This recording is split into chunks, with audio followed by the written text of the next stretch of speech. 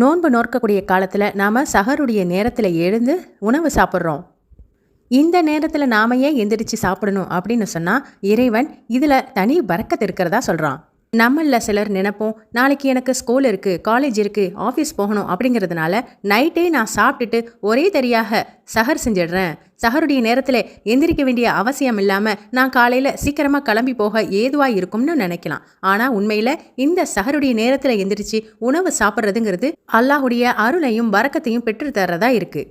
இந்த சஹருடைய உணவை நாம் எது வரைக்கும் சாப்பிடலாம் அப்படின்னு சொன்னால், 50 குர்ஆன் வசனங்களை ஓதுற வரைக்கும், அதாவது சுபகுடைய நேரத்துக்கு முன்னதாக 5 நிமிஷத்துக்கு முன்னாடி வரைக்கும் நாம் சஹர் உணவை எடுத்துக்கலாம்.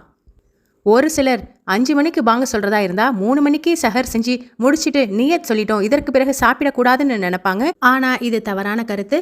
சஹருடைய நேரத்தை நாம் பிற்படுத்தி கடைசி நேரம் வரைக்கும் சாப்பிட்றதுக்கு அனுமதி உண்டு.